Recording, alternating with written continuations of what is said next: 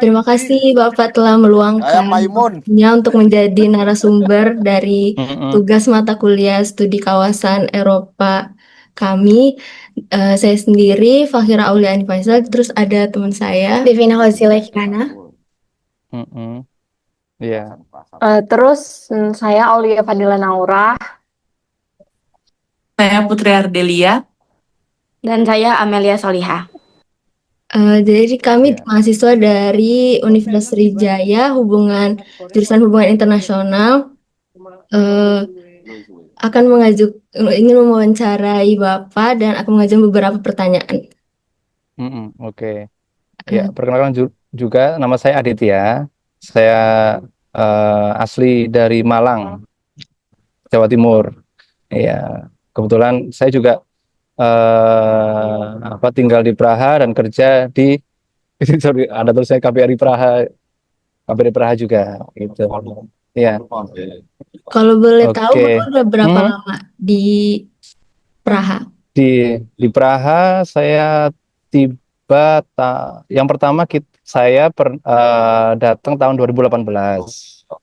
2018. Terus habis itu pulang lagi kan 2018 itu masih kayak lihat situasi lah kira-kira oke nggak tinggal di sini, kerja di sini dan lain sebagainya. Terus setelah itu akhir tahun 2019 memutuskan ya udah oke lah untuk stay dan kerja di sini gitu. Jadi berapa tahun sekarang ya? 6 tahun ya, hampir 6 tahun, hampir 7 tahun ya. Itu. Eh, eh, Baik, jadi kami langsung aja ngajuin buat pertanyaan pertama yang Mm-mm. akan disampaikan oleh Putri. Baik, terima kasih untuk kesempatannya Bapak. Kan tadi Bapak sempat bilang kalau dari 2018 sempat ke Praha buat ngeliat Mm-mm. situasi kondisi dan di tahun Mm-mm. 2019 sudah memantapkan tuh mau buat tinggal di situ, buat tetap di situ. Aku Mm-mm. sendiri mau nanya apa sih hal yang berkesan buat Bapak pas pertama kali Bapak tinggal Bapak pertama kali di Ceko di Praha. Terus apa yang bikin Bapak itu yakin nih mau tinggal di Praha gitu, Pak? Sebenarnya ada beberapa alasan ya terkait saya tinggal di Praha, memutuskan untuk di Praha.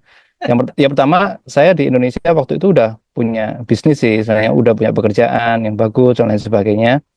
Tapi karena eh, waktu itu masih mantan pacar, ya mantan pacar tinggal di Ceko, akhirnya karena untuk long distance relationship kan juga agak susah tuh. Terus akhirnya saya memutuskan untuk oke ya, coba untuk tinggal, untuk adaptasi di Praha. Dari situasi yang awal saya datang di sini udah jatuh cinta banget kalau Praha ya. Saya sebelumnya udah beberapa kali bukan beberapa kali sih sebelumnya pernah ke Eropa. Waktu itu di Jerman tahun 2013, setahun kalau nggak salah itu. Nah, habis itu waktu di Praha, wah luar biasa beda dari segi atmosfer, lingkungan, terus bangunan, tata kotanya dan lain sebagainya itu kayak wah that's kayak nyaman gitu loh buat hidup seperti itu. Jadi alasannya sih itu tadi, alasannya itu begitu. Baik, terima kasih Bapak. Selanjutnya, pertanyaan Mm-mm. akan disampaikan oleh enggak kedua Amelia. Ya, kepada Amelia. Baik, terima kasih. Jadi Bapak di sini saya mau bertanya, selama di Mm. Praha pasti kita membutuhkan kebutuhan sehari-hari nih yang pastinya berbeda dengan Indonesia. Mm-mm. Mm-mm. Pertanyaannya itu, apakah kebutuhan sehari-hari di Praha itu tergolong lebih murah, sedang, atau dia lebih mahal dibandingkan di Indonesia, Pak? Kebutuhan sehari-hari di Praha, di Eropa dibandingkan sama Indonesia ya. Ya, eh yang pertama tergantung dari mana Indonesianya. Kalau misalnya Jakarta sih hampir mirip-mirip ya udah ya kalau sekarang ya. Kalau di Eropa, kalau di Ceko sendiri kebutuhan sehari-hari sih masih tergolong lebih murah dibandingkan dengan Eropa-Eropa lainnya. Kalau kita bandingkan dengan eh, Jerman atau Austria atau bahkan Swiss, saya rasa Ceko itu masih tergolong murah.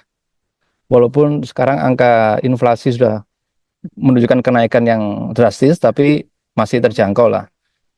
Tapi sekarang kalau misalnya dari harga energi karena pengaruh perang dan lain sebagainya, utamanya eh, kayak bensin, solar dan sebagainya udah mulai naik drastis, hampir dari apa namanya dari sebulan yang lalu tuh udah kayak 10%, hampir 20% kenaikannya, udah luar biasa gitu. Kalau apalagi ya, kalau harga biasanya kita di Indonesia kita beli beras nih, ya kan? Nggak tahu beras sekarang berapa sih di Indonesia harganya? Di Satu kilo, sekitar satu kilo berapa? 17.000 1 kilo. Berapa? 17.000. 17.000 1 kilo ya. Kalau di sini harga beras, karena Eropa itu bukan utamanya makan nasi ya. Jadi harga beras itu sekitar 100 korun itu sekitar berapa ya? 60-70 ribu ya per kilo ya. Kalau dibandingkan sama Indonesia ya, satu kilonya 70 ribu. Ya, kalau misalnya kentang ya termasuk murah sih. Maksudnya standar lah, standar standar gitulah. Sekitar 1 kilonya 15 ribu, 17 ribuan gitu. Matiin. Kalau kentang gitu. Eh, Terima kasih Pak pertanyaannya. Jadi Mm-mm. lanjut saja ke pertanyaan selanjutnya yang disampaikan oleh Devina. Tadi kan Bapak pernah ngejelasin kalau Bapak pernah coba di Jerman kan ya? Pernah tinggal di Mm-mm. Jerman. Terus kan Jerman sama Ceko itu sama-sama negara Uni Eropa. Tapi ada perbedaan tuh yang saya baca, yang kami ketahui. Mm-mm. Kalau misalnya Jerman, dia uangnya pakai euro juga. Sedangkan kalau Ceko, itu dia pakai mata uang sendiri. Jadi dalam Mm-mm. belanja atau kehidupan sehari-hari, apa ya perbedaannya kita? Atau lebih sulit memakai euro atau lebih mudah kalau pakai mata uang sendiri? Oke. Jadi kalau misalnya kalau di Eropa Union atau di Eropa itu ada euro itu bukan mata uang satu-satunya. Jadi suatu negara itu dikasih pilihan untuk menggunakan mata uang yang mereka pikir uh, istilahnya bagus lah gitu ya. Maksudnya ikut kalau ada yang misalnya Eropa Barat nih, Jerman, Austria, terus Belanda, oh, Perancis, kan mereka pakai euro tuh. Sedangkan kayak di Eropa Tengah misalnya Ceko itu pakai koruna, terus di mana namanya di Kroasia juga mata uang lain, di Polandia juga pasti mata uang lain bukan pakai euro. Sebenarnya nggak ada perbedaan, tergantung karena setiap negara kan mereka punya rate-nya masing-masing ya dibandingkan dengan apa namanya misalnya kalau karena kita nggak pakai euro, kita pakai koruna, ya memang standar misalnya dari standar UMR-nya, standar nasional pakai koruna semua, jadi nggak ada pengaruhnya buat buat kehidupan di Ceko kalau kita pakai koruna. Kecuali kalau kita pakai koruna, terus kita eh, pergi nih ke Eropa lainnya, kan kita harus tukar mata uang ya, dan itu juga nilai kursnya kan juga berubah-berubah tuh.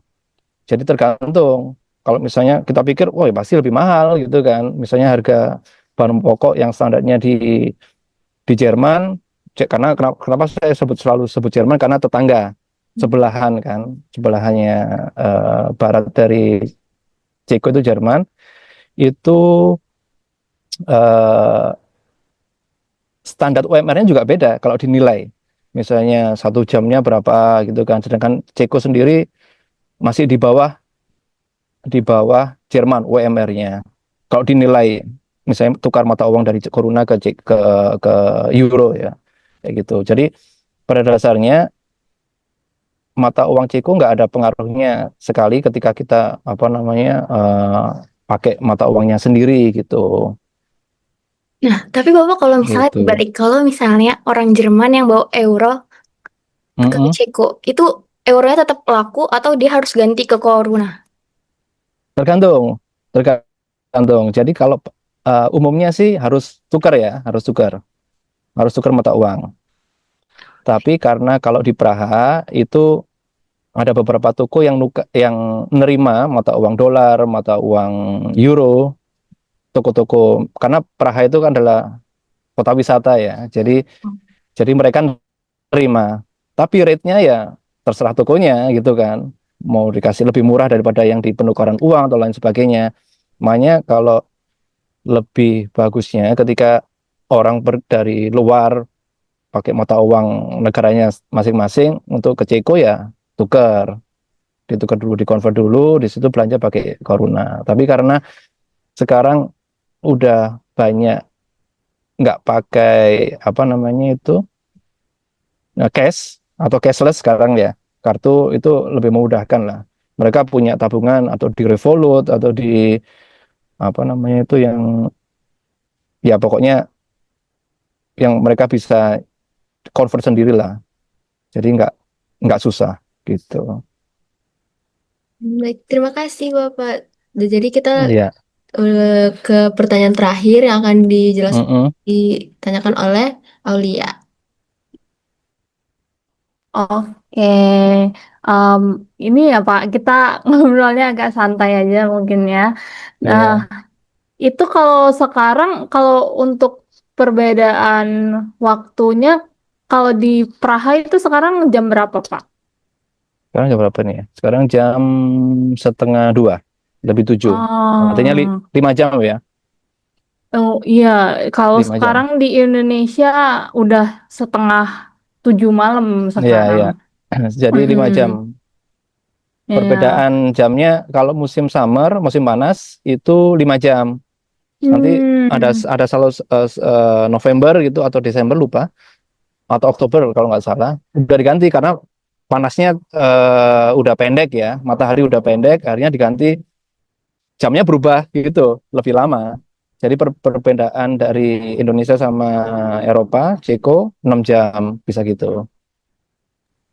Oh iya, Mm-mm. intermezzo dikit ya Pak. Kan tadi Bapak jelasin kalau misalnya Bapak itu apa ya istilahnya love at the first sight lah sama si Ceko Mm-mm. Praha. Nah, kalau boleh tahu ya Pak, background Bapak sebelumnya itu bisa kerja di KBRI maksudnya dan kerja di Praha Ceko itu Bapak dari jurusan apa sebelumnya?